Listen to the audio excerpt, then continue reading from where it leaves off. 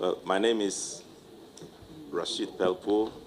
The long of it is Abdul Rashid Hassan Pelpuo. I'm from Wa, and I attended all my schooling in Wa, basic, secondary in Wa, got my O-levels in Wa, got my A-levels in Wa Secondary School, both in Wa Secondary School. I went to the University of Cape Coast and took my first degree there in education psychology. Concurrently did a diploma in economics, after which I went to the University of Ghana at a later time to do a master's degree in international affairs, and then a PhD in development policy and African studies. I have worked in various places. I worked with the National Youth Council as a district coordinator, as a regional coordinator, as the director of the Leadership Training Institute, Youth Leadership Training Institute, and then subsequently was appointed the Deputy National Coordinator in charge of Finance Administration at the head office. And then I left the National Youth Council, set up my own consultancy, 2022 up to 2024. By 2025, I was in Parliament as the Member of Parliament for Wa Central.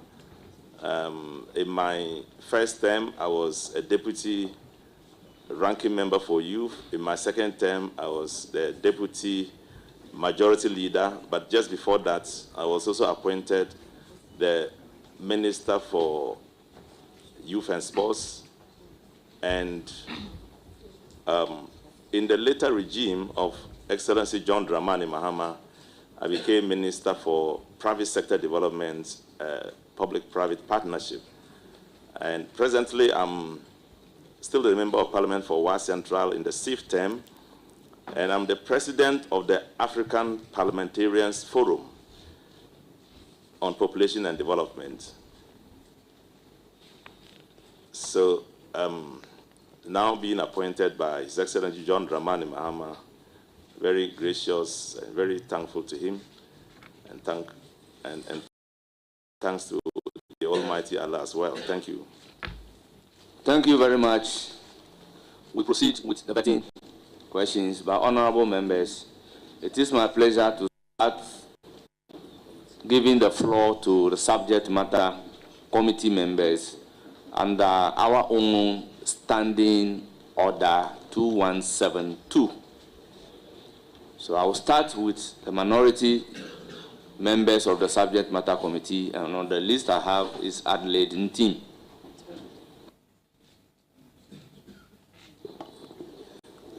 Thank you, Chair. Congratulations. Thank you. Minister-Designate. As the incoming Minister for Labor, Jobs and Employment, can you share your opinion with Ghanaians regarding the concept of the 24-hour economy proposed by the current administration? Thank you, Chair.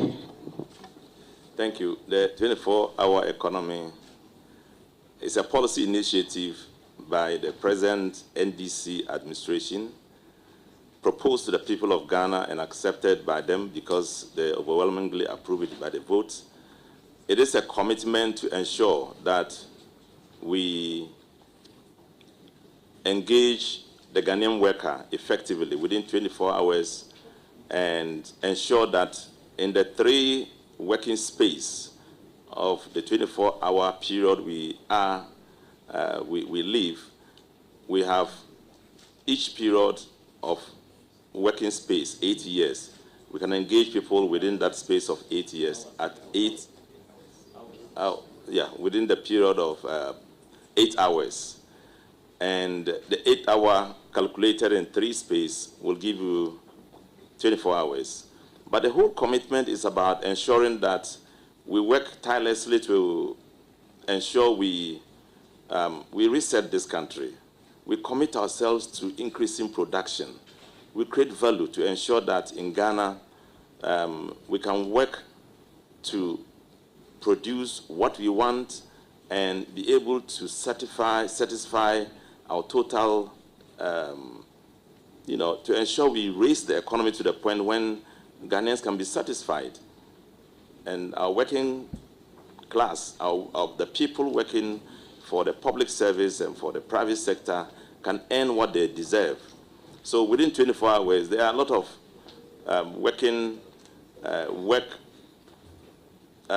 institutions and organizations that can be occupied within this space of period or time. Much. Any further question? I will follow up or Please, you have the floor. no, thank you. Well, I will then give the floor to Right. Thank Deputy you very Ranking. much.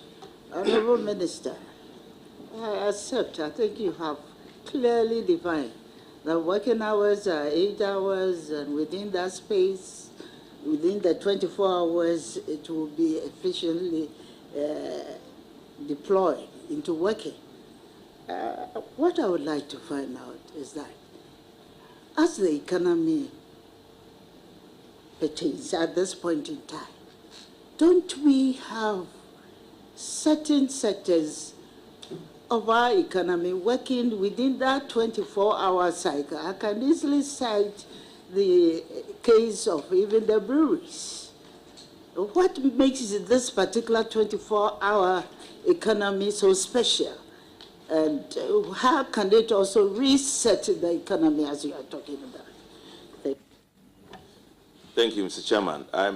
The concept and policy direction of it is to give vent to businesses, to make it not just a choice by the worker, but a policy decision by the state, to ensure that in doing so, businesses can be supported. Those businesses that were not in 24 hours can now be supported to join the race. It's no longer going to be as and when I like it, but just when I like it and backed by government policy. So it is true that several organizations are already working 24 hours, and that's giving credence to the fact that we can get others to join them. One of the challenges that other businesses are facing working 24 hours is how much they can ensure security. And we say we'll provide the security. Is how much they can ensure enough capacity. We said we will support them with the capacity, and et cetera. How much do we have enough money to pay for electricity? We said we will support you to do so. It's simply just to boost production, create more opportunity for our people to work, and to ensure that we reshape the economy in a manner that is going to be work-based and production-based. Thank you. Chairman, if we establish it as a policy, is it going to have a compulsory adherence? Because I believe the 24-hour, the need to work for 24 hours is always backed by demand and supply. If there's no demand for a particular service or goods, how do you develop a policy to drive this particular initiative? Thank you. Thank you, Mr. Speaker. I agree with you. Largely will be driven by the need for it. And we believe that several organizations have the need for it, will want to have the 24-hour economy, operate within their working space, except that they don't have the ability, the capacity, the support, direction from government. So we are targeting those organizations that will be willing to go the extra length in increasing production by increasing employment, engaging our young people, and creating a situation where they can effectively be engaged. But this is largely for those who need it. And for government organizations, it will be backed by policy direction, meaning that there will be a certain compelling factor for some state public organizations to operate within that 24 hours. But for private people, it's a choice you can make. Thank you. Thank you very much. I'll proceed to give the floor to Honorable Asante Boateng. Or you still have a substantive question? Please do. Thank you, Chair. Minister-Designate, women express their concerns on the need to increase maternity leave. What are your intentions when giving the nod in respect of this subject matter? Thank you. Thank you, Chair. This is a very, very important area, and I think it deserves further discussions, but I support it as a person.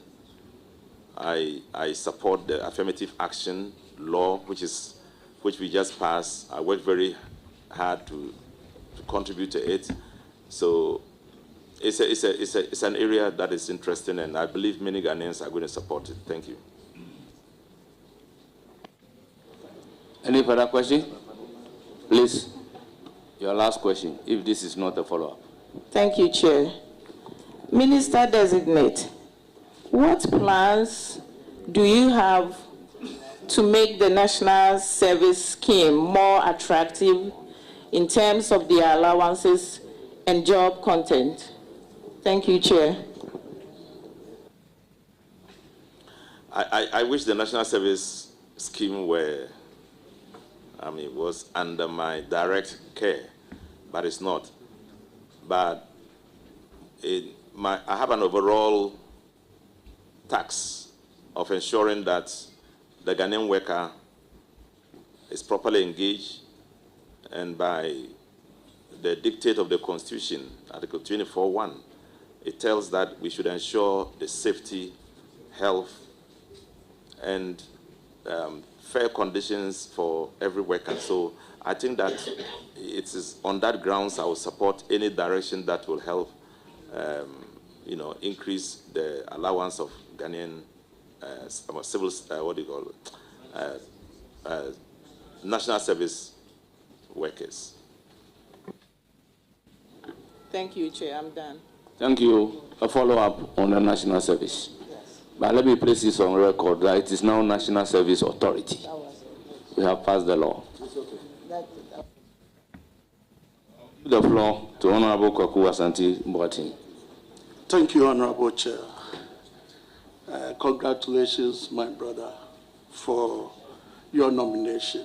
And I want to put this on record that there's one appointment that I personally am happy and comfortable with. Because all in gathered here, most of us here, about 70%, may not be able to handle that ministry. Handling Ministry of Employment and Labor Relations require some specific personality. But you look at the composure of my brother, Honorable Pelpuo,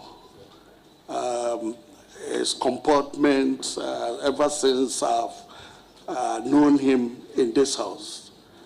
It takes somebody like him to handle labor matters. Like previously in the MPP government, we saw that of Honorable Ignatius Bafo Awua. And I must say that if you don't have that comportment and temperament and character, you will not be able to handle that ministry. So I believe the president was very careful, and it's a good nomination. I must say that. It's selecting you to the labor ministry. And looking at your background, I have the belief that you have all that it takes to handle the ministry. But my first question, Honorable Chair, if you look at Section 13 of the Civil Service Act, 1993, the ministry that you're going to handle, you're supposed to initiate, if I have the indulgence of the chairman, I may read, Chairman, I want to read a quote from the session. Go ahead. Initiate and formulate policies taking into account the needs and aspirations of the people. That's A, 13A. B, undertake development planning in consultation with the National Development Planning Commission. And C, which is critical, coordinate, monitor, and evaluate the efficiency and effectiveness of the performance of the sector. All of us know that looking at the working force in government sector, we have about 688 employees. But we also realize that there's low productivity. But if you go further, one of your key or critical issues as a function is to ensure fair and equitable wages and salary for employees of all sectors in the economy. In the light of low productivity, even some are advocating that we may have to even reduce. Honorable Asante Boatin, your question, please. How do you, in the context of low productivity of the public sector, try and ensure that there's fair and equitable wages for the sector? Looking at the low productivity of the sector at well, how do you superpose the two?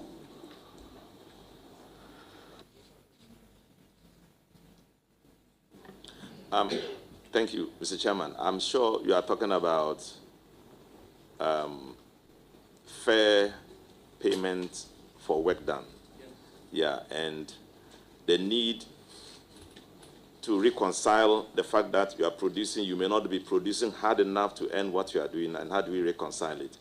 I think it's a major area we will tackle, and I'll be very happy to be, I'm happy I'm going to do it if you do approve my nomination, because it's a big question for all Ghanaians.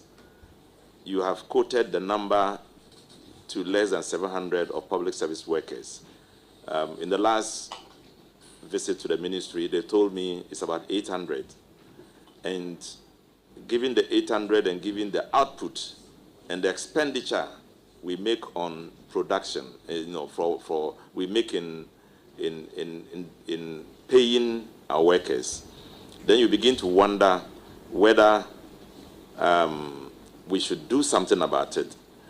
I know that the Ghanaian worker is very conscientious, very hardworking, very committed, but we need a kind of policy direction to help him to produce more, so we can pay and know that we are paying something worth the while. So thank you. It's an area, very, very important area, and I thank you for this question. We would be committing ourselves to working at it. Thank you very much. You are entitled to. Yes, please. Thank you, Honorable Chair.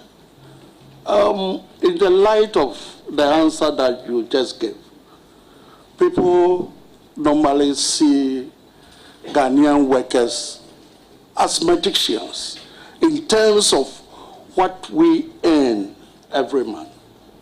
Meanwhile, when you look at the production aspect of it, it doesn't match.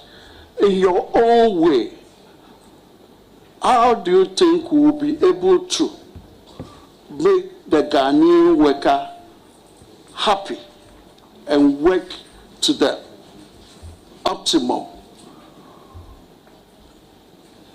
Thank you very much, Honorable Nominee.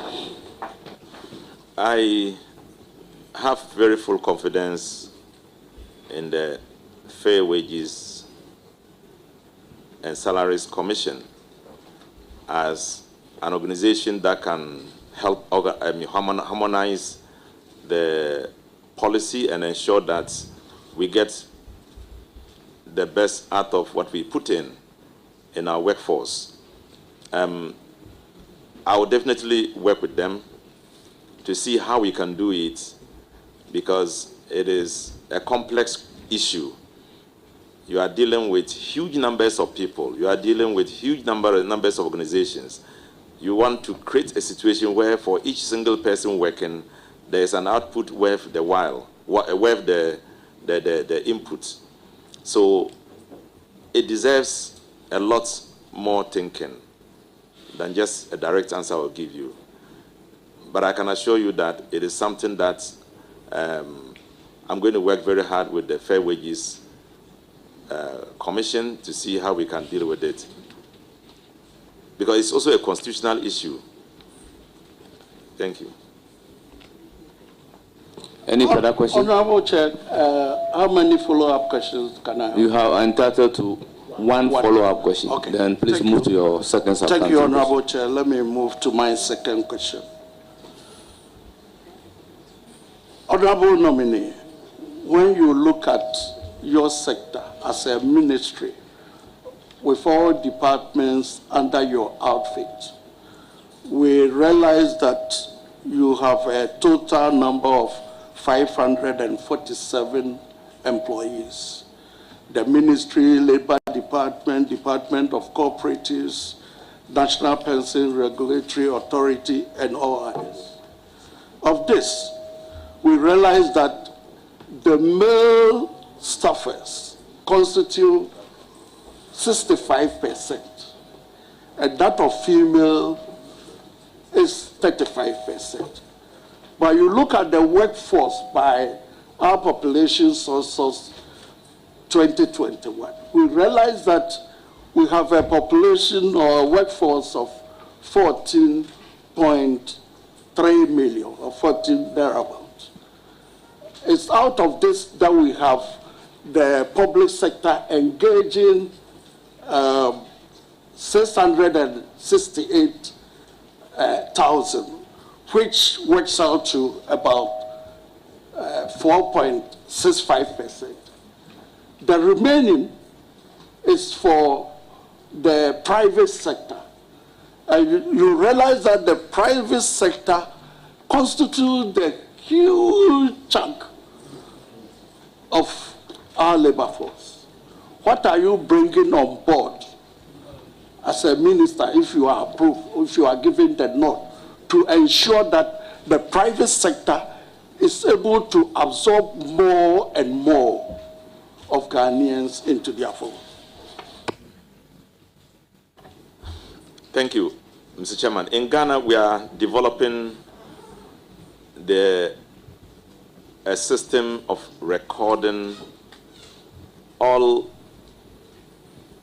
vacancies available in all organizations, public and private sector, in the form of the labor market information system, which we will operate to cover everybody, to cover every sector in Ghana, in the public sector. What I will do is to encourage the private sector vigorously, to encourage the private sector to be part of it, to be part of the overall harmonizing effect of recording in a big data all working institutions, and creating all the vacancies that are available in the institution, publishing those vacancies in the information system, and allowing advertising for people who are looking for jobs to be able to look in and be able to apply for those jobs. Now, once that system is in place, you will be having direct contact with the private sector. You will find which areas in the private sector are where are available for jobs for the people of Ghana, and you will work to encourage those areas. And indeed, what I want to encourage my government to do is to ensure that we embark on a system of providing support for private sector inputs into the economy, creating opportunities for people to get credits and investing in those credits, and therefore creating opportunities for people to get jobs. And then, in a in a snowball effect, also creating the wealth of the country through taxes into the consolidated fund. So actually, the private sector is not differentiated from our economy. It's a very key concept, part of our economy. And so encouraging them to do anything. Honourable Member, be brief in your answer. Kindly be brief in your answer. So we will encourage them to produce as much as they can, and we will support them. Thank you. Thank you, Honourable Chair. Follow-up question on that. Thank you, Chair. As a follow-up question to that, I gave you the numbers with regards to employees within your outfits, which is a total of 5,647. And the indications are 65-35 in proportion, male, female.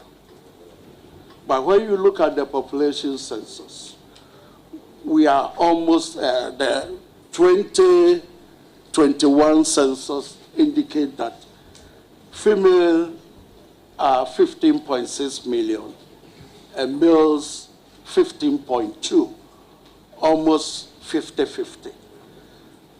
How do you ensure that you create that balance between male and female employees within your outfit and all over Ghana? I believe the women here are listening to you and your wife. Honourable Member, I will allow that question, but treat it as a substantive question. The gender balance.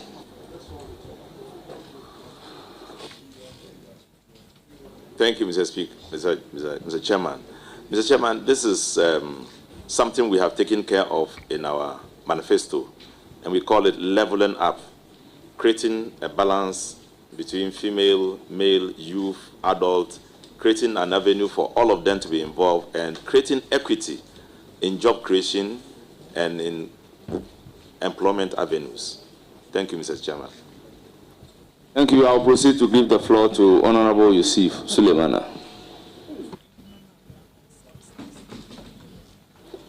Chairman, I'm very grateful. Honourable Dr. Alhaji Rashid Pelpuo, congratulations. Thank you. Doctor, you are a role model. And for some of us today, we should eulogize you. Your humility, your honesty, but your competence is not in doubt. And so I'm not surprised that the President selected you for this strategic ministry.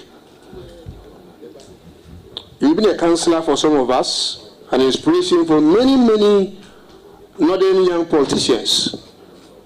We can only wish you well. Inshallah, the good Lord will guide you as you move every step. We leave you in the hands of God. Wassalamu alaikum wa rahmatullahi ta'ala wa barakatuh. Thank you very much. Thank you. Salam wa rahmatullahi wa barakatuh. Thank you very much. No. Two subject matter committee members. Honourable members, I recognize another subject matter committee member in the person of Honourable Frank Afriye. You have the floor. Chairman, I'm so grateful, and with your leave, let me congratulate and wish my senior brother all the best. Indeed, you are proceeding, and by the grace of God, we shall be heading a ministry that is largely seen as contentious. A lot of labor agitations, salary issues. Meanwhile, I fully associate with the earlier speakers on the observation that you are indeed a role model for those of us who are more inclined to toe the path of diplomacy and to be gentle and soft-spoken like yourself. However, the average Ghanaian out there, how would they be convinced that you have what it takes to balance the two, leading a ministry that will be hot and you yourself, you are averagely soft-spoken and cool-headed. What is your biggest tool yet in your toolbox? Thank you, Mr. Chairman. Well, this is a question that requires my overall personality input into a system that is often and sometimes populated with lots of agitation. I believe that if you are quiet, if you are gentle and you are thoughtful, it's easy to find answers to many, many problems. One of the greatest problems we have in this world is that where you are in confrontation with somebody and both of you are angry, you can't solve the problem. Somebody has to be thoughtful and quiet. Thank you. Thank you very much. Any further question? Chairman, best wishes to him. No further question. Thank you. I'll proceed to give the floor to Honorable Patrick Yawoma. Thank you very much, Chairman, and congratulations to our senior colleague, Honorable Rashid Pelpuo. I have 3 questions for him, and the first one, I'll proceed to lay the foundation to that question, a very important one. It's on pensions, and since the inception of Act 756, Act 766, that's the Pensions Act, as amended under President Kufuor, which significantly sought to unify all the pension regimes, including doing away with the then Cap 30.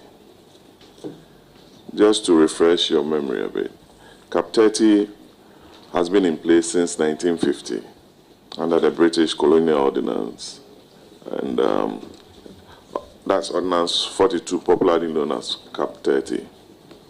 The rationale and objective for the unification was, among other things, to improve retirement benefits as well as to ensure equitable contribution of all manner of employees, both government and private sector employees. To date, governments haven't been able to implement the unification program, resulting in injustice to some sections of the Ghanaian workers at the expense of others. For example, all workers under the security services do not contribute to their pensions and still enjoy the benefits under Cap 30, while employees with the civil service, Ghana Education Service, Ghana Health Service, Judicial Service, Parliamentary Service are contributing to their pensions. With this background, would you consider, as a matter of fairness and justice to all employees, to ensure the unification of this? Thank you. Thank you. Definitely, I will consider working towards a unification being a point of understanding that will create lesser controversy from institutions and organizations negotiating on their own at different levels. If you have a uniform and unified approach, I'll go in for that. Thank you. Thank you very much. As a follow-up, so you are assuring the good people of Ghana and the working public of this unification that we spoke about? As I'm still not the minister, but I'm giving my own opinion. If it coincides with the thought structure of the ministry, definitely I will go in for it. Thank you. Okay, I ask because government spends over 300 million cedis in pensions in some of these areas. And let me shoot straight to the second question, Chairman. I know you are in a rush, and we are here to work. So allow us some space to ask some of the questions, Chairman. The second one is, Rashid Pelpuo is our senior colleague. He's very, very good. So let's do some business. The second question is on the single spine salary structure. And in 2009, between 2009 and 10, under Professor Mills, the president of Ghana, may so rest in peace, he inherited a single spine salary structure. For equity and fairness, and on the background of low salaries for workers, for some reason, some services such as the judicial service, audit service, the GRA have opted out of the single spine salary structure, leading to agitations from other services, particularly the civil and local government service, who went on strike so many times in 2024 because of this. I don't know if you recall. What is the NDC government going to do with regards to the new salary structure being demanded by CLOSAG, and whether or not you grant same for them?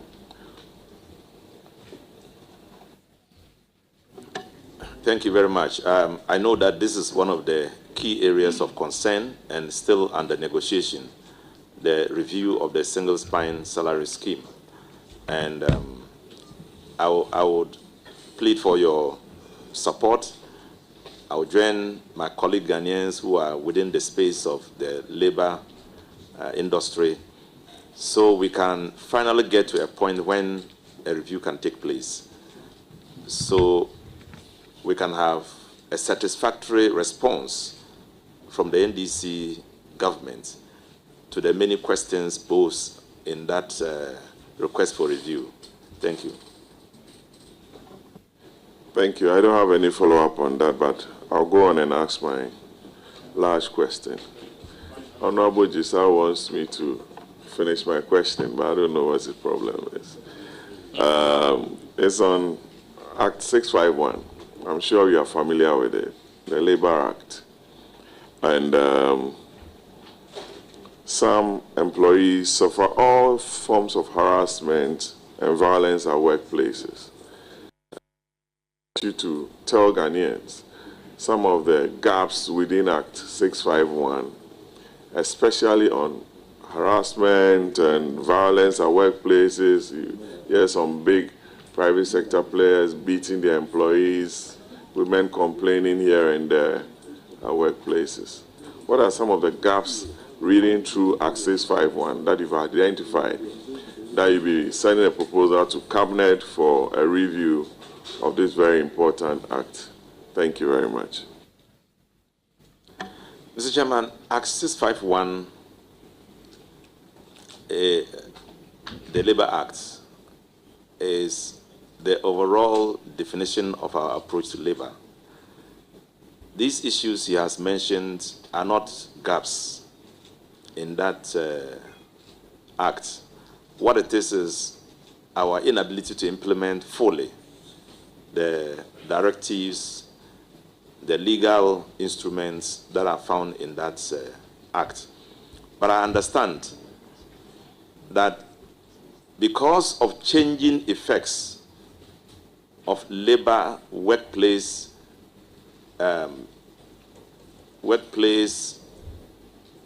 reforms, because of issues about technology coming into our work life, and etc., there will be the need to look at it again to see how we can review it to commensurate with present changes and effects. And he, being a lawyer and a friend, I'm very sure with his deep interest in it, he will be a key person we can target to get resource, as a resource person in this effect, to try to get the Labor Acts reviewed and maybe amended. Thank you. I have just a follow-up on this, maybe for a fee when I'm consulted. Will you, from what you said? Baba must prosper.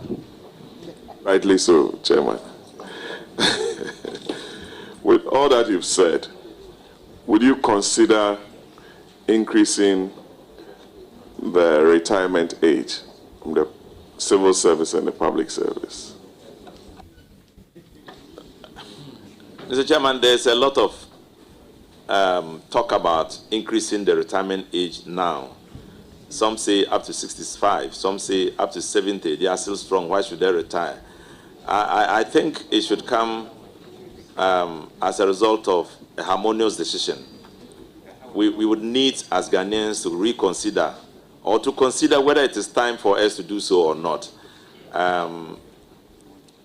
A minister, somebody who is nominated and facing the possibility of being accepted or rejected, might not be able to make a strong point there. But I will go along with the many who will pose a view that there is a need for a reform, given our economy and our capacity to deal with it. Thank you. My dear brother, congratulations. Katuma. Oh, Abison, thank you. Thank you very much. I proceed to recognize Hajia Ladi Ayamba, Honorable.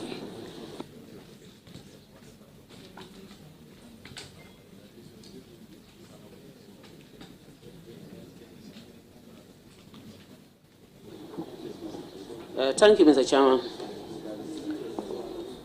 Let me proceed by congratulating the nominee. I have, for not less than 30 years, observed your demeanor. I'm not surprised about it. The issue of being slow, gentle, diplomatic, and whatnot has never affected your output. So for me, I know you will do it as expected, and inshallah you will do it. By the grace of the Almighty Allah, you will do it. But there is a very simple question I want to ask. And Mr. Chairman, let me precede it by the 24-hour economy and the fact that started now. That started. Honorable member, address the chair. Please proceed. So the 24-hour economy is a very laudable policy that His Excellency John Dramani Mahama, I know, will ensure that it happens, it works, and it's something we are all looking up to. We are aware that the 24-hour economy will ensure job creation. One of the areas that our opponents hyped and spoke about so much was Agenda 111, which is supposed to be doing with hospitals. We have a lot of backlog of nurses and doctors waiting, and we have so many hospitals running with either 2 or 3 doctors. Even our chief compounds that have more or less turned into clinics, health posts, sometimes even hospitals, if you may take it, need more nurses or doctors. You go to a hospital and then you are told that the doctor just closed, so you have to wait for 8 hours, or you will be coming tomorrow. Would you consider, under the 24-hour economy, although the MPP hyped Agenda 111 and the president told us in his State of the Nation address that they were able to complete, the former president, sorry, they were able to complete only 3. Will you consider bringing them on board and ensuring that the 24-hour economy will make you bring in all the nurses and doctors and staff that are needed, and that you will divide the long hours being spent by this health staff to about maybe 8 hours each, so that they run shift and then they are able to attend to our people? Will you consider looking at that? Thank you. Mr. Speaker, Mr. Chairman, yes, I will consider so, given the fact that we have a responsibility to create jobs and to employ our young people in these areas. Thank you. Congratulations once more, and I wish you all the best.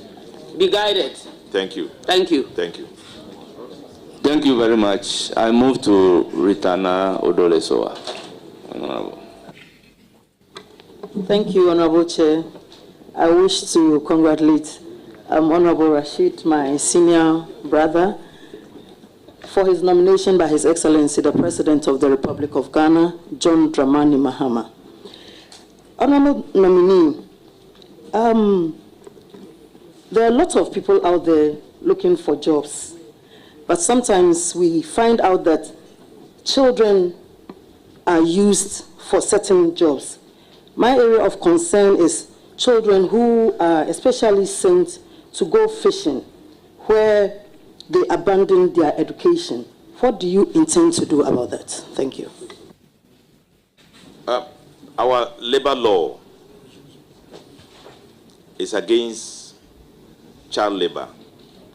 And so we are going to be up and doing to ensure that the right things are done. Children are not engaged in doing adults' work. Children are not young adults. They are children. We have to respect that. We have to bring them up to grow to be responsible adults and not to degrade them by putting so much heavy load on them whilst they are still supposed to be learning. And so it is something that we can work on. It's a key area of our enterprise in the labor industry. Thank you. You have more questions. Please go ahead and ask. Thank you, Chairman. And before my other question, I believe we have to take a serious look at it, because when you go to the fishing communities, these activities are ongoing. Honorable nominee, in the area of employment, we have the private sector also supporting government in employing our people. But one area that is of keen interest to me is the private security. People are employed, but sometimes they are not paid according to the minimum wage. And I want to find out from you what you intend to do regarding these private security companies. Thank you. Well, Mr. Chairman, I think that if we agree on a minimum wage, the law is that it cuts across every organization. You shouldn't pay below that minimum wage. So if we find anybody doing so, you'll be subject to questioning. And if you violate the law, you'll be prosecuted. We may not prosecute you, but it's important for you, for us to take it up to the levels where the right things are done. Ghanaians should not be cheated.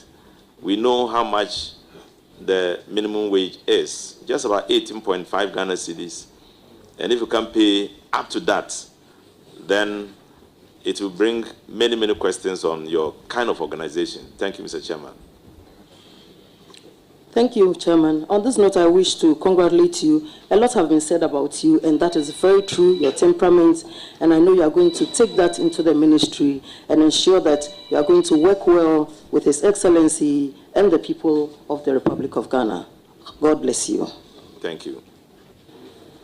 Honourable members, fortified by Standing Order 2177, I proceed to recognize Deputy Whip. Thank you, Chairman. I'd like to congratulate you. I think I will also join my colleagues to say that you've been not only a leader, but a father to many of us in the chamber. Chairman, my question to him, I intend not to ask you a question because you are a six-time member of Parliament, a former leader of Parliament, a former minister. You know, you have it all. But there was some news that I cited in some section of the media to the effect that you said youth who are unemployed in our country can go and cut grass where they breed animals or gather stones and sell where there are buildings. I want a clarification. In which context did you say so? And the first question should be if actually you said so, and if yes, in which context? Thank you, Mr. Chairman. Mr. Chairman, if this question were not asked, I wouldn't have been happy at all. Mr. Chairman, I was at Newsfile. I think it was 2015 or so, and Ghana was getting hot. Campaigning was on for the elections, 2016 general elections. I went to Newsfile and I was asked a question. It was about job creation and about getting people to be employed. I explained that whilst I was coming, I met a specialist, and he explained to me that everybody can work. And when he said so, he cited those examples. He said that if people are not employed, if people want to be employed, they can be employed on their own. Even if they have no education, they have no skill, they could still work. And he cited the example of a person living close to a place where buildings are being constructed. And he said, if you live within that space, that area, and you feel you are unemployed, you can create a job for yourself. He didn't say graduates, because I heard people saying, I said graduates. I never said that. So that person said, for persons who are unskilled and not educated, and you live close to a place where construction is taking place, you could gather the stones there. You could gather stones there. At the time, stones were, the trip of stones was about 1,200 Ghana cedis. And he said, if you did so, those stones could be sold and you earn something for yourself. And then he also said that if you live in a place where there are breeding animals, with such a person as I described, you could also cut grasses and sell to those people, and you will earn something. In this sense, that single person who has no education and no skill can still be employed by himself. So I cited that, and then they captured the part I was explaining that alone and used it a lot. I realized I saw it a lot in the 2016 campaign against NDC, that I said they should go and cut grasses, graduates should go and cut grasses and then, collect stones and all that. Mr. Speaker, Mr. Chairman, I know what I was talking about. And when I realized that people were misunderstanding and misusing it, I was looking for the full tape to play so people can see what I was saying. And I was also looking for the gentleman who gave me that idea to come to Joy News or Joy FM and speak about it. The man cannot be found. So when I saw him the other time, I said, you gave me this idea, I brought it up, and then I'm running into problems. You won't come and explain. I wish you were here. He's, do you want me to call his name? You were there when I was blaming him the other time at Alaji's house. So, Mr. Speaker, it is simply not the case that I'm saying graduates should do so. I was just quoting somebody and trying to encourage my Ghanaian fellows that if you are a nurse and you have the skill, you are better off. You go to a community where there are no nurses, you can set up something on your own. If you have money and you go to a town where vehicles are not sold, you can buy vehicles and send there for sale. If you go to a place where there's a particular product that the people consume a lot, you can go and produce that product and send it there. That's a bigger form of it. That was just a basic example. Other examples could take place. If you go to a place where there are no computers, you can send computers there for sale. If you go to a place where people don't have electronic knowledge about anything, you can go and set up an industry there. It is to give perspective to the Ghanaian workforce so we can find within ourselves the capacity and the means to earn a living. Thank you. Thank you very much. Any further question? Yeah, Chairman, just a follow-up on this one. Your explanation is clear. And then now I think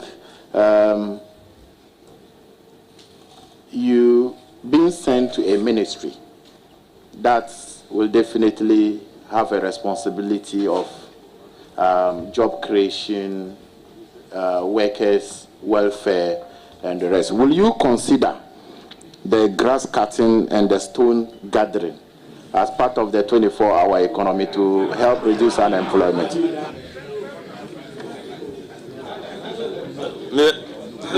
Honorable nominee, I wonder if you can cut grass in the night, but I will give you the floor.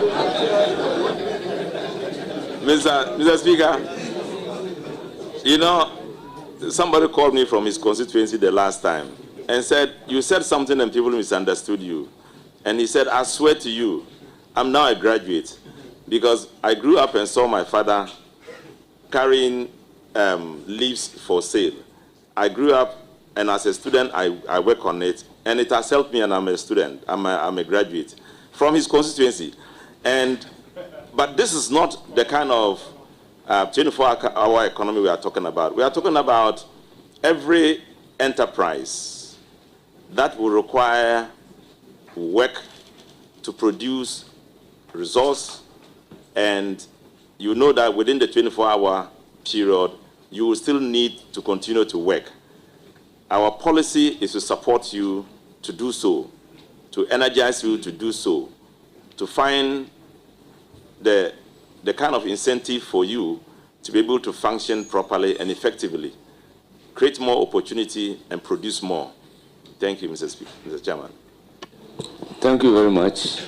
Chairman, my last question. No, I only ask one and this follow-up.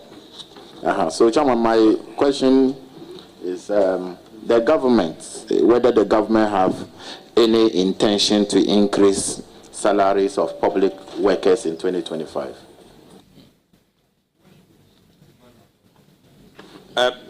Thank you, Mr. Speaker, Mr. Chairman. Mr. Chairman, it's one of the key areas under negotiation right now.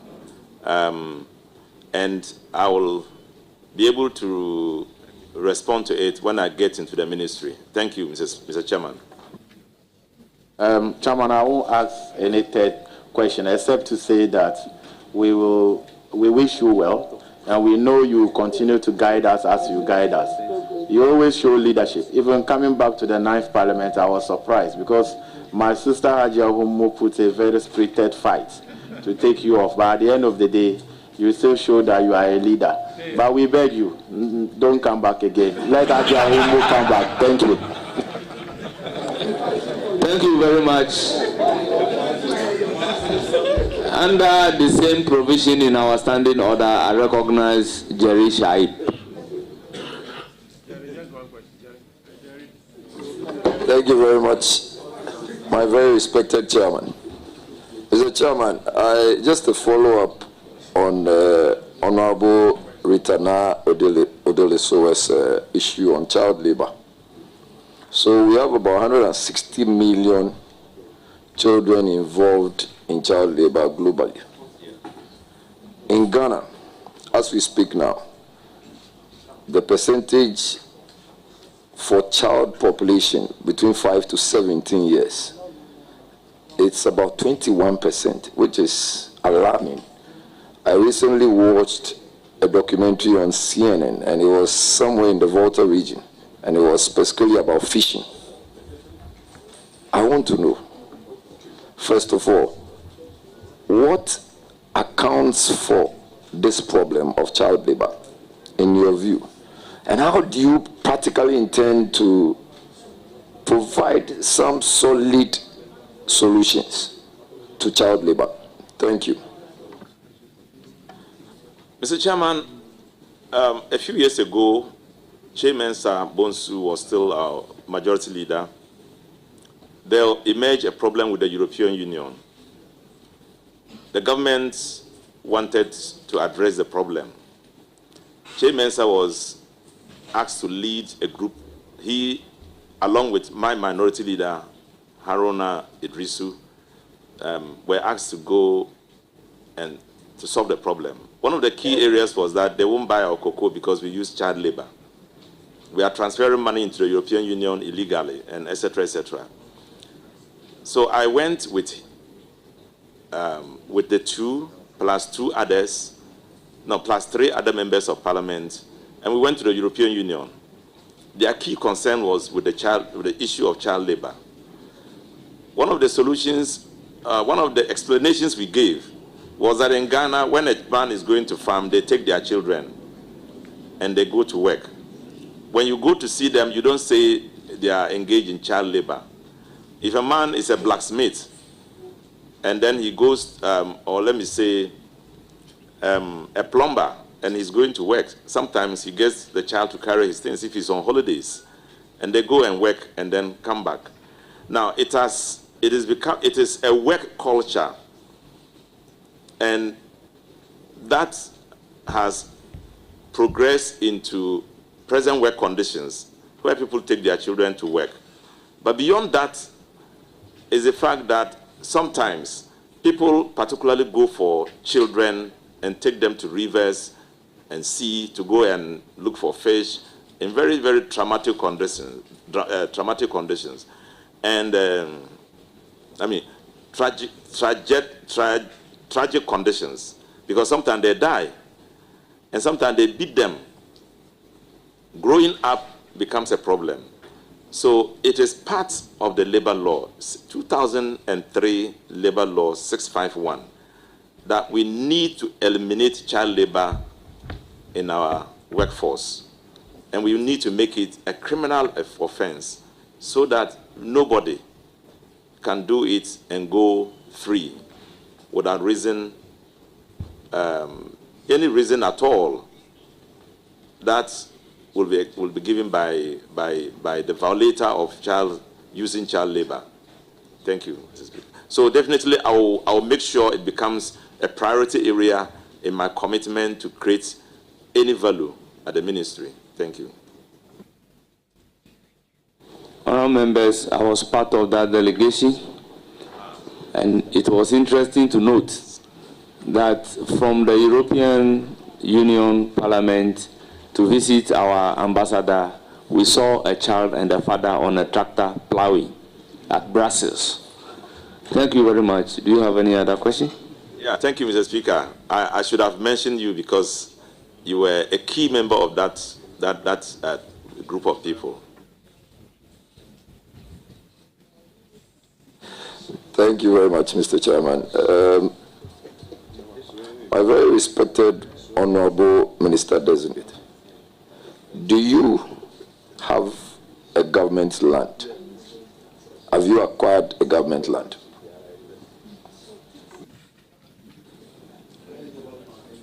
Mr. Chairman, whilst I was the ranking member for lands and forestry, at the end of, during the 4 years, we were informed that every single time the land committee was operating, at the end of the period, the Lands Commission would salute you, thank you by giving you a piece of land. So they offered us a piece of land. I have not acquired it yet. It's about some 4 years now. I have made attempts to acquire it. They are saying they will do the papers for me. I haven't got the papers yet. But I hope that if I make the necessary effort, I would acquire it. Thank you. And I agree with you. I don't think it's a problem to have it leased and engrossed in your name for the period you served on whichever committee you claim. Just my last question. We've had issues of foreigners in our workspace.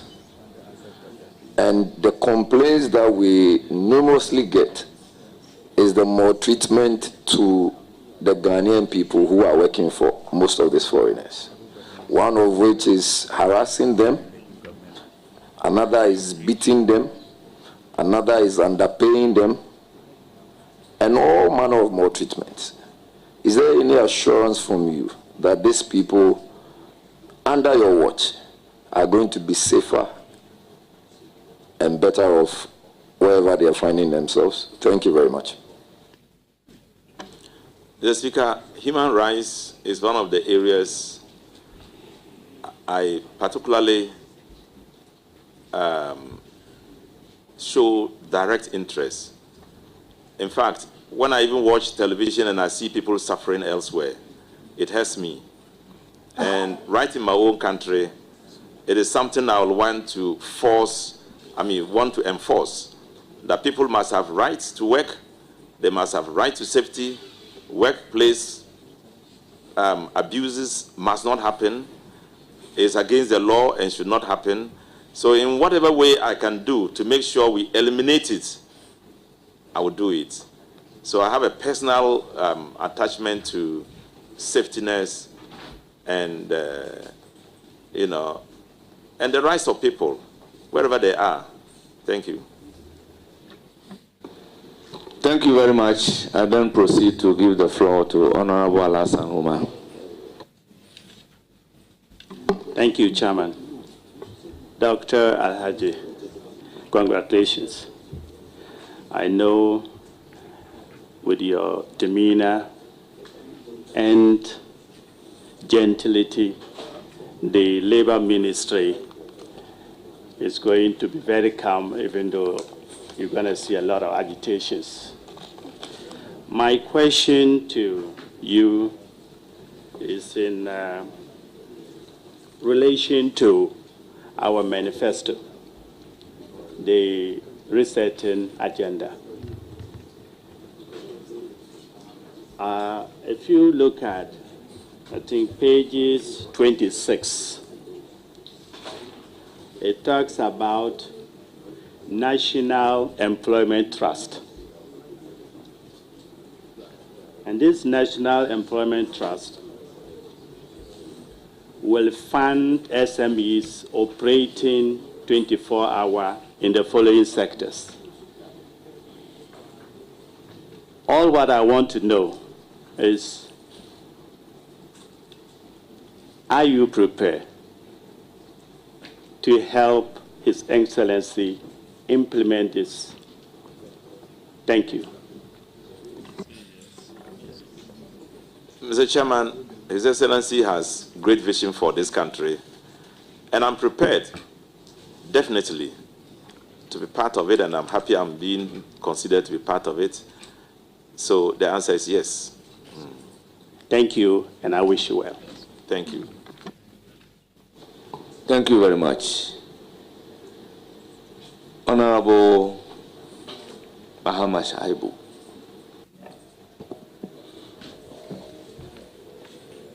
Chairman, let me thank you for the opportunity. Honorable Dr. Alhaj, my senior bro, congratulations. A well-deserved nomination. Many on this table have recounted your very good attributes. Indeed, trust that I want to ask a question about your integrity and your competence that you have earned and you have bagged it. What many don't know, and indeed the NDC needs to celebrate you, is that today, just like religion, that many people fought for religion that we worship freely today, you were the pioneer tertiary education institutions network called TAIN. Many in NDC do not know that you are the brain behind the formation of TAIN.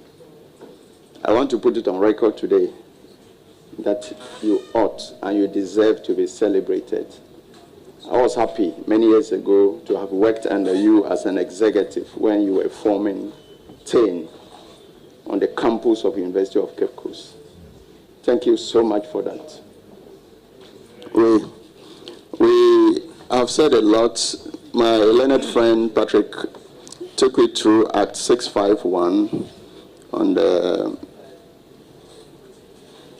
harmonizing and then harassment. Let me move away from there briefly. My other learned colleague brought it to the labor front in terms of harassment by foreign entrepreneurs. Now let's go back to the external. In recent times, you will have companies advertising for labor for people to be sent abroad for greener pastures. Indeed, there are many of them dotted on the internet. Some you cannot even trace to their offices. Now, innocent Ghanaians will normally apply, pay huge sums of money. Now, for some, apart from being duped or defrauded, the unfortunate ones who will find their way out to these so-called greener pastures are subjected to horrifying conditions. And footages on social media for the past 3 years would show horrifying accounts of some Ghanaians who, in the name of labor, going for greener pastures, people take them there, they don't know what to do. They get there, their passports are confiscated, and they are subjected to various forms of Honorable Shaibu, question, please. Honorable Minister nominee, I know this has been brought to your attention, or you have stated. Please tell us what you will do, what policy you would put in place to curb or curtail this. Thank you. Thank you, Mr. Chairman. Mr. Chairman, I have already indicated that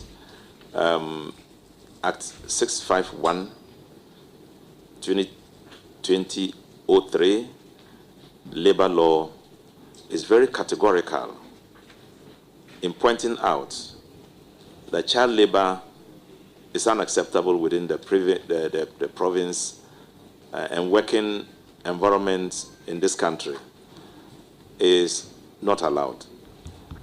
So the policy you are asking for will be defined in accordance with the principle of law stated very clearly in that respect. And I will want to make sure we enforce it to the letter, to the logical conclusion where people who are cited doing so will be punished in accordance with the law. So it will serve as warning to any other person who would be thinking of doing so, or who would be involved in doing in such a practice. Thank you. Any further questions? Yes, Mr. Chairman. Mr. Nominee, organized labor in recent times has not been that organized. Agitations here and there. Not sure whether it is a legislation problem or a question of practicality. You have studied the labor law. I know you have gone through it. What areas do you think are worth noting and looking at in response to organized labor? Thank you. I think that it's normal in the stream of things to find people agitating for more, because society is dynamic. Changes occur all the time. The cedi, the worth of the cedi fluctuates. So as we go along, people are found not to be getting the worth of their input. So there are agitations and requests to increase and all that. So these things are normal. They will happen all the time. What we would do is to understand this trend of affairs, first of all, and then to now tackle the issues as and when they present themselves. It will not be easy to give any firm response to it at this particular instance. Thank you. Mr. Chairman, let me wish the honorable nominee Allah's blessings and Allah's guidance in your new role. Thank you so much. Thank you. Yes, I proceed to give the floor to Honorable George Kwaku Riget Hagan, Vice Chairman. Thank you, Mr. Chairman, for the opportunity to add my voice in congratulating my brother, Dr. Rashid Pelpuo. Doc, congratulations. Thank you. I'm going to just take you back, just one question, and then maybe there'll be a follow-up, if there need be. And I want to take you back to where Patrick left off in terms of the Act 766, which is that established the National Pensions Regulatory Authority. Now, I'm talking about the supervisory role of MPRA.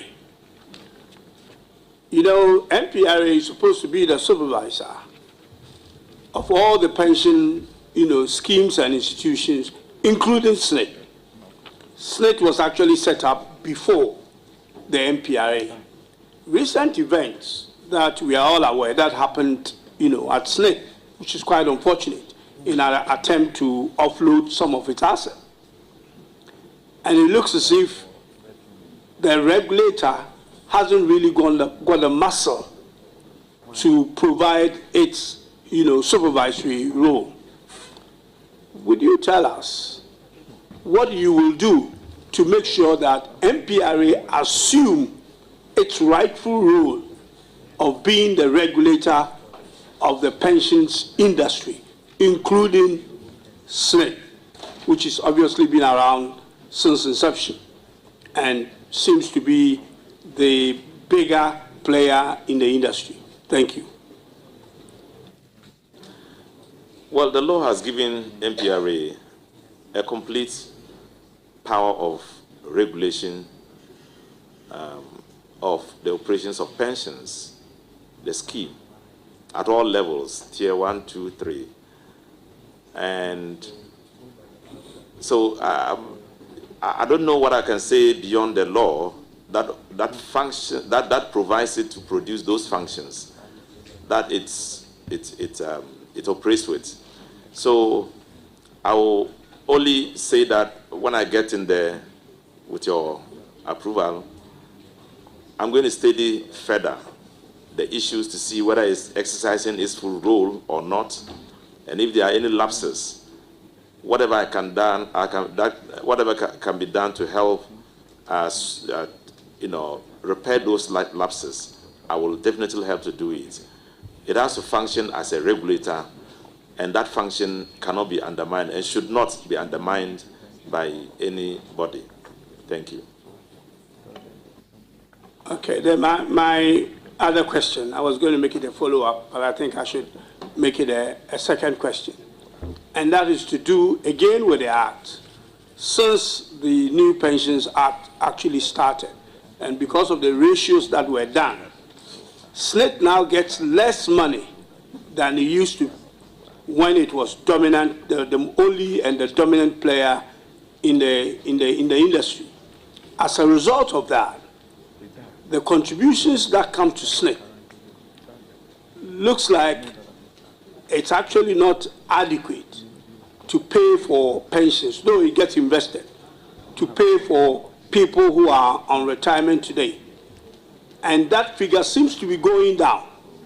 And I think there had been, ILO had said that if care is not taken in the next 5 to 10 years, the payment of pension will become a difficult area for people who have gone on retirement. What is your view on that? I don't want to say opinion. What is your view on that? And what would you try and do when you get to the ministry to make sure that that issue is addressed? Thank you. Mr. Speaker, even before I take office, this thing was brought to my attention. I have investigated. I invited somebody to discuss it with me. He disputed the fact that the Senate is going down.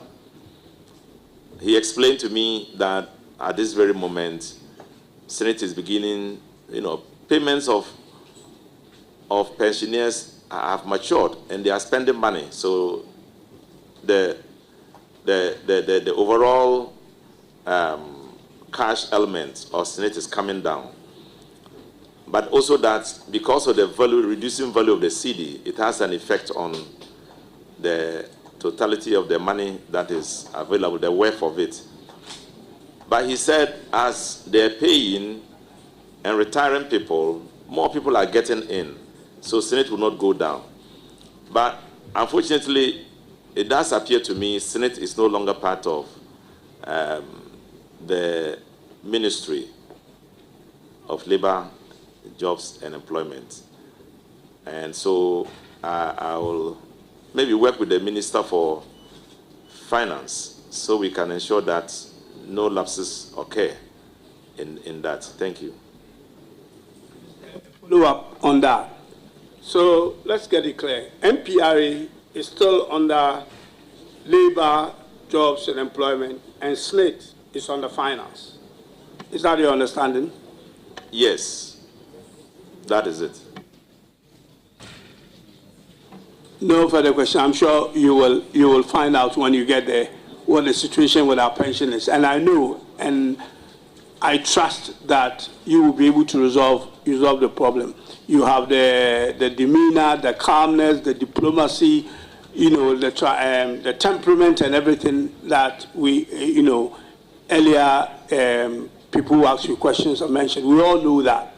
And I have no doubt in my mind that you'll be able to deal with labor issues and all the things that come with it. I wish you well, and congratulations again, my brother. Thank you. Thank you. I will now give the floor to the Deputy Minority Leader, Deputy Ranking Member, and now available ranking. Thank you very much, Mr. Chairman. I'm taking this opportunity to congratulate I'll call him my mentor.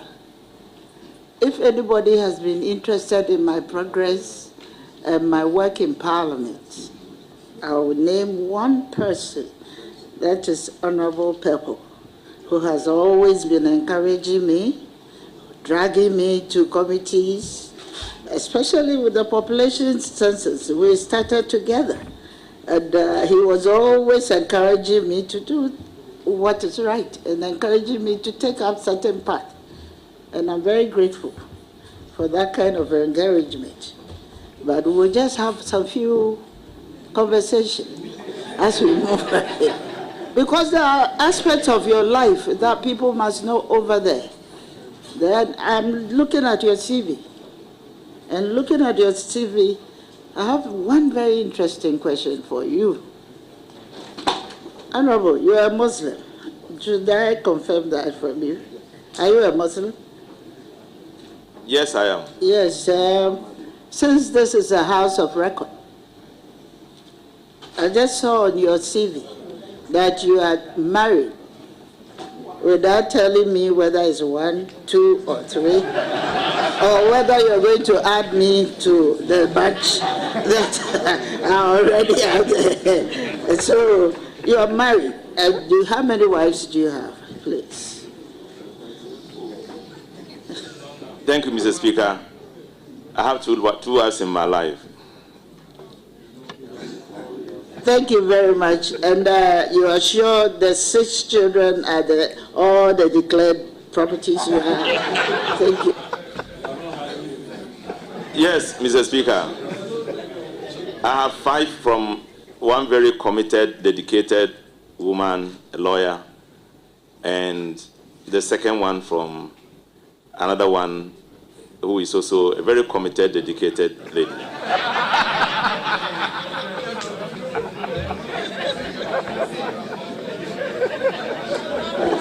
Thank you very much, Honorable Dominic. Honorable Nonly also noticed that you can speak so many languages, about 4. 4 languages, about 4. And you have rightly described them, because I don't think I've ever heard you speak French, but you indicated it's a fair spoken, but you also wrote that you can read and write. But you use the word fair. How fair is your French in terms of written, the writing of French and then the speaking of it? Yeah, I studied French in secondary school up to a point. But when I was reading my master's for international affairs, I chose French as a language of study. So I have fair knowledge of French, just fair. This is on the lighter side. I'm looking at your publications. You have written very interesting books. The first one is The True Meaning of Life. And the second one is a review of the George Orwell's Animal Farm and Chinua Achebe's Man of the People. I'm sure most of us here have gone through the phase of reading these books. Would you like to share the import of all these publications? I think it will be a very interesting thing for us all to know. Thank you very much, each of them. Thank you. Well, True Meaning of Life is a collection of poems. I write a lot of poems. It's my first publication on the poetry I write. I pick it from the political life of Ghanaians, political life of the people I meet. Poetry is about inspiration and recount of the inspiration in manners that you believe will be comported, but if read, can be expanded in the minds of people. So I have written about philosophy, the philosophy of life in the book, poems on that, about love, about Africa, and the challenges we face as a people. Those are all captured in poetry and are in that book. I can give. The book has been studied, has been reviewed and approved for the GES. I sent it to them, they reviewed it, and it's been approved for GES. Just that I haven't gone ahead to get it published and spread in that direction. Then the next one you mentioned is about the George Orwell and then Chinua Achebe's Man of the People. If you look at it, you say you write is Rashid Pelpuo et al., meaning with others, with somebody else. Because of my deep love of poetry, of the arts, I've read a lot, and in those books you will find that each of them treats a life of society from the political perspective, and how that, when you read it, it shapes up in defining how society looks like. So I picked it out from there, and then got the political sphere they point to. And then this other guy who I worked with also put the artistic value in it. And so you have an article published in one of the best journals in the world.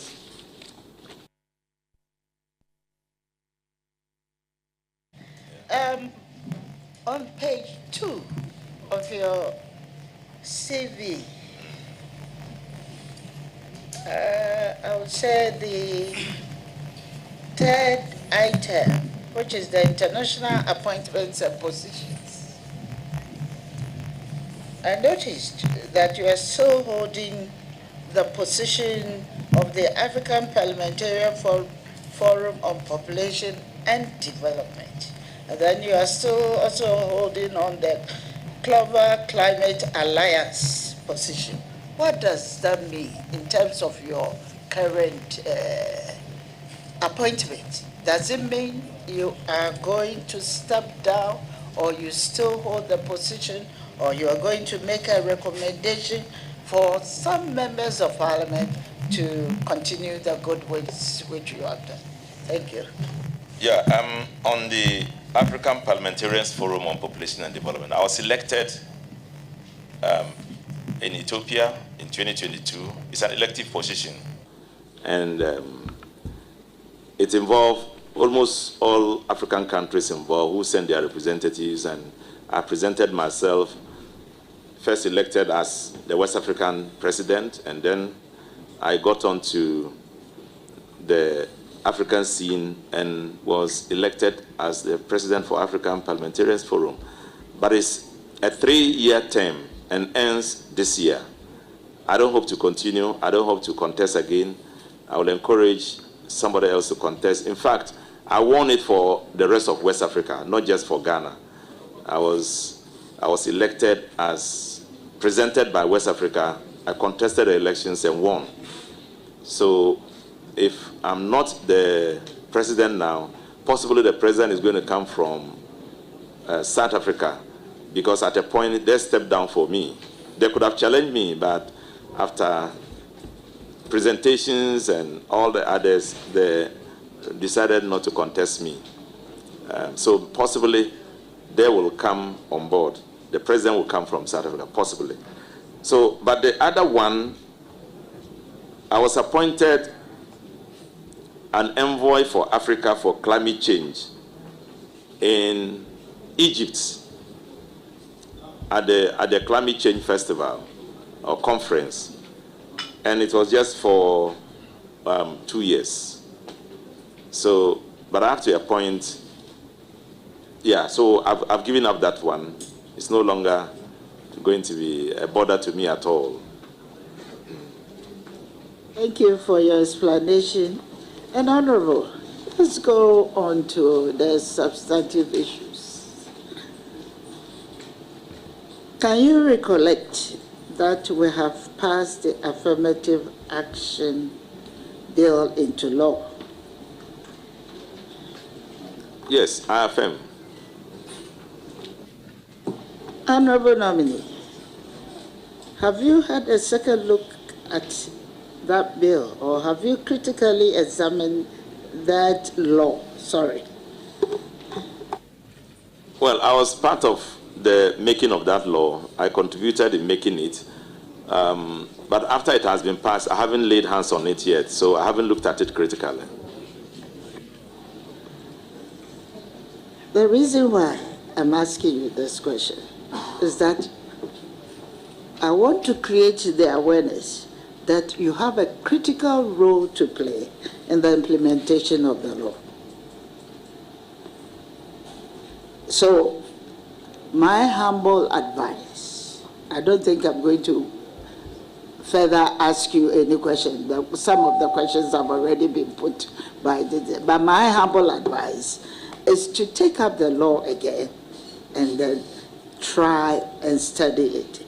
Because one of the things that we are pursuing to do is not to see the law as a mere document we will be lying on the shelves following. I think as early as this year, we should start the implementation, because the implementation has all kinds of... A question was put to you earlier on about how you can ensure that we have a balance in terms of employment, that we can have a balance in that. If you don't put on your gender lens, I don't think that particular question in which you answered will be achieved as we are doing. So that is what I want. So what can you assure this House how you're going to ensure that the affirmative action law is widely implemented. Thank you.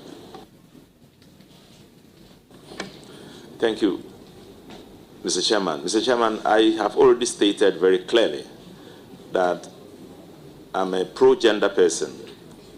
I like to see equity in all aspects of our lives. I like to see the youth, women, men, the adults, and the young person all viewed within a space where none is discriminated against unfairly.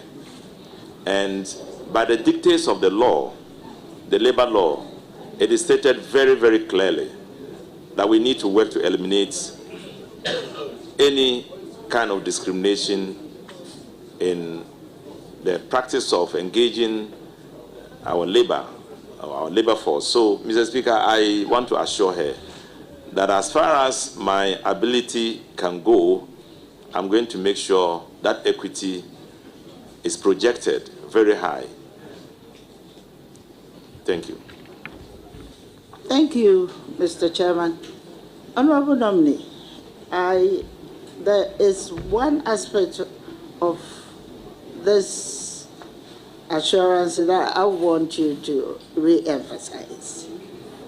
You agree with me that maybe it's because you haven't gone through the law again, that you agree with me that implementing ministry will be the gender ministry. So it will require some collaboration. So I want to bring to your attention that there should always be the eye to collaborate with the gender ministry to ensure it's fully implemented. And I don't have any doubt at all that you are going to be the pillar behind the good implementation of the affirmative action law. But let's come to child labor again. Child labor across the country, street hawking in the cities, farming with kids in rural areas, minors engaging in mining communities are some of the instances where kids are being exploited. UNICEF's 2023 report shows that nearly 28% of children aged between 5 and 17 are involved in the child labor. Around 21% of child laborers are engaged in hazardous working conditions. Subsequently, Ghana launched Ghana Accelerated Action Plan Against Child Labor in for 2023 to 2027 to address the issue. Honorable nominee, are you aware of this Ghana Accelerated Action Plan Against Child Labor? If yes, what strategies do you have to ensure the country attains the plan's objectives? Thank you. Mr. Chairman, the ministry has already got an approach, a policy approach to it, and I understand it coincides with our overall perspective of how to fight child labor and how to ensure that we liberate our children from the evil of dragging them into a workspace that they don't belong. Mr. Speaker, I'm going to examine that policy. I'm not going to reinvent the wheel. I'll look at that policy, and then if there's a need for review, we review it and make sure we implement it to the letter. Thank you, Mr. Chairman. Thank you. Honorable nominee, according to the National Labour Commission, there were 27 industrial actions were recorded in 2024.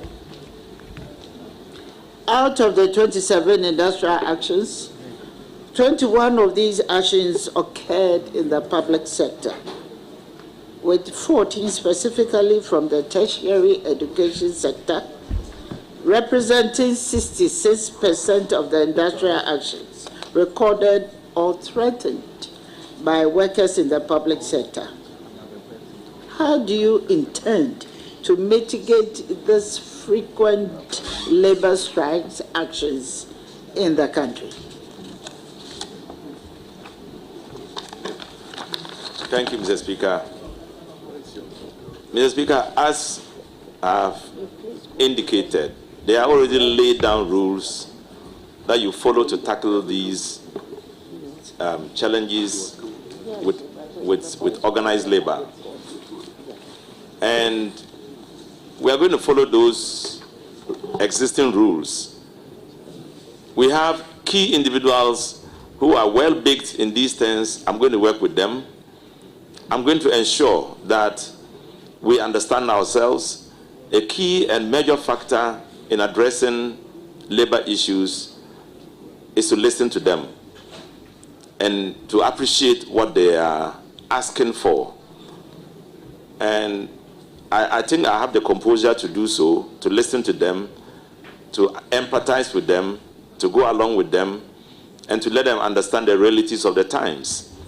And as Ghanaians, I know they understand that with the key reality of the kind of public sector we are running, and the fact that we assume, and by the existing laws in the Labor Act, and especially the Wages and Salaries Commission, we need to ensure that there is a match, as my honorable friend talked about. There's a match between production and then productivity. Sorry, what you produce and what you earn, there must be concordance. And so we are going to look at that. That's why I cherish the proposal that the Wages and Salaries Commission, the Fair Wages and Salaries Commission, should not just be called Fair Wages and Salaries Commission. I have a very seasoned labor activist, Mr. Gami, who proposed, and I do accept it, that rather than just calling it Fair Wages and Salaries Commission, we should talk about it as a bureau of productivity and enumeration and productivity. When you capture it in that sense, in accordance with the true concept of it, then you know that when you are going in for negotiation, you should be thinking about the fact that, yes, I have produced, but I must earn something. How much have I produced? How much am I going to earn? So that concordance is very important. That idea to match the two is critical. Thank you. Thank you, Mr. Chairman. Honorable nominee, you know, I'm raising this issue again because on this floor, you are being put down as assuring us to deal with the issues. And you need to understand, that's why I came with that dimension, that you should look at the different dimensions of the issues that are at stake. You can relate it, work as against output and the revenues, but you have given an assurance. So I just want to draw your attention to the fact that it is very important that, as you have already indicated, you are going to have a very close working relationship with the Fair Wages. Honorable nominee, the Ghanaian job market is rapidly changing. It is now being driven by technological advancement and shifting business demands. Climate change and digital transformation will create new needs for the labor market. To remain competitive, workers need to continuously improve their skills, while technical, vocational, educational, and training institutions need to align their training offer with the demands of the employers. Unfortunately, young people often still lack the required skills to find meaningful work. Honorable nominee, if given the nod, how will you collaborate with the Education Minister to ensure that graduates from tertiary institutions have the required skills for the job market? Thank you. Thank you, Mr. Chairman. Mr. Chairman, it is true that technology has changed the face and structure of our workspace. Today, people are talking about the gig or gig, GIG, or working in absentia, which means that you are working and producing without necessarily being present in a particular space. Technology has produced all that. Various types of works are emerging. You see delivery, people doing delivery. Just by a phone call, you can get your food at your table and all that. So changes are occurring in the context and composition of the work we do. And so it demands that new changes will also have to be made in our laws. And that's why I agree on the possibility of having an employment bill that will recapture all these things that are emerging. The changes in our workspace, the technology that is emerging, AI technology and all other technologies and the kinds of job situations, big data systems that are being run by new thinking, the new skills and all that. So it will demand a comprehensive view of it, and that will have a direct consequence on a law, a legal frame that will redefine our labor law. And it's something we are advocating for, to have an employment law. Yeah. Thank you very much. I realize that you have very much interest in the employment and the labor setting. Even looking at your background, I don't have any doubt at all why you were chosen as the minister. You have all the right exposure to do that. Honorable nominee, I have in my hand a letter of termination of employment from Passion Air without any good reason. And I believe this is happening in so many